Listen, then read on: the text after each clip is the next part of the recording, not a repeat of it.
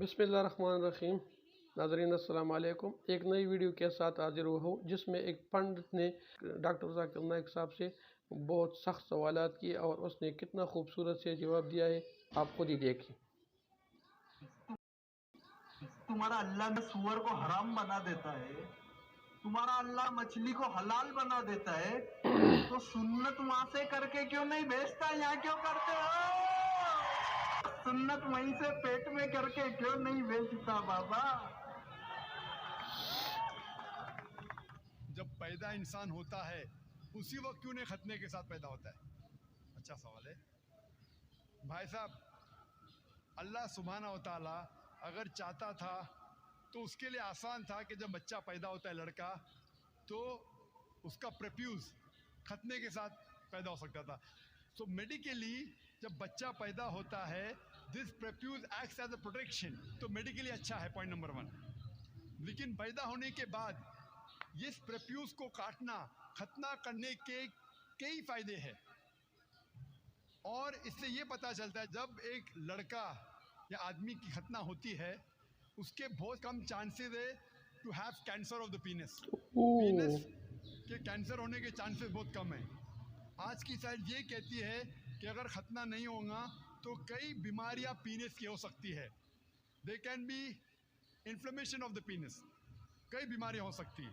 اور آج سائنس یہ بھی کہتی ہے کہ جس انسان کی بچپن میں ختنہ ہوتی ہے اس کو ایڈز کے چانسز کم ہیں۔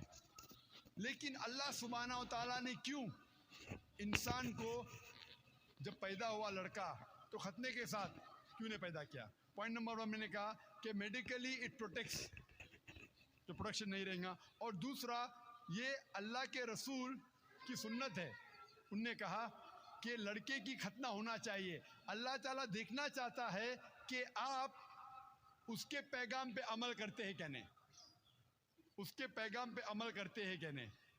مثال کے طور پہ کئی چیز اللہ نے بنائی، بے شک زہر، آپ پوچھیں گے کہ زہر پینا حرام ہے تو اللہ نے زہر کیوں بنائی؟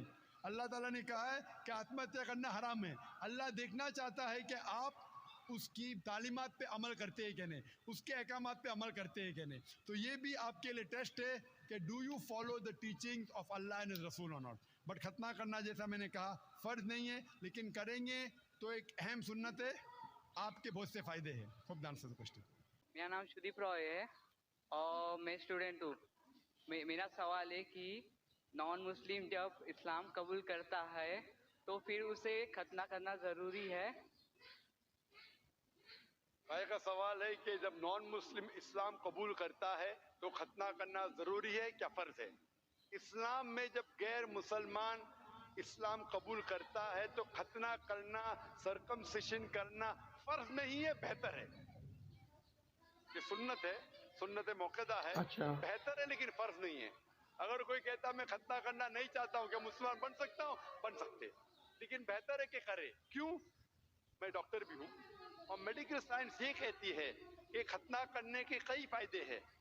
مثال کے طور پہ آج کی سائنس کہتی ہے کہ اگر جو انسان ختنہ کرتا ہے اسے کینسر آف دا پینس ہونے کے چانسز بہت کم ہیں، کینسر آف دا پینس ہونے کے چانسز کم ہیں۔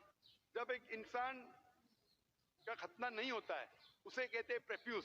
یہ پریپیوس کی وجہ سے کتنی نجاست رہتی ہے۔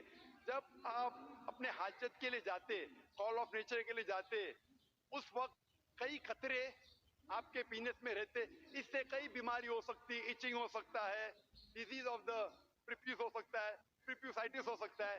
جب کوئی انسان ہم بستری کرتا ہے اس وقت بھی سیمن رہ جاتا ہے، منی رہ جاتے، اس سے کئی بیماری ہو سکتی ہے۔ اسی وجہ سے آج سائنس کہتی ہے ختنہ کرنا بہتر ہے۔ اسی لیے یو ایس اے میں مسلم کی تعداد بہت کم ہے، بہت کم ہے، 6 سے 8% ہے، پھر بھی 50% سے زیادہ امریکہ میں جب بچہ پیدا ہوتا ہے، لڑکا پیدا ہوتا ہے، پوچھنے کے بعد اس کی ختنہ کی جاتی ہے۔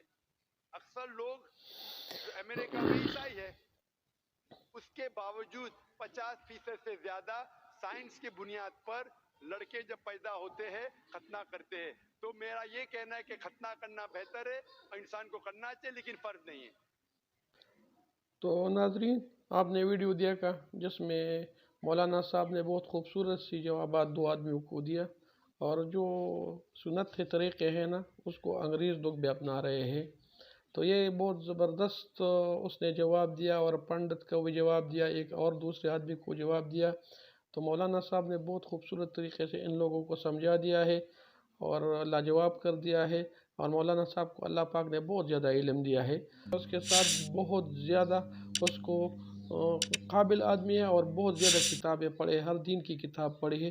تو اس کی روشنی میں اس سے بہتر جواب کوئی نہیں دے سکتا. الحمدللہ یہ ایک زبردست بات ہے کہ ہمارے مسلمانوں میں اتنے بڑے عالم ہے کہ اس کے پاس ہر بات کا جواب ہے.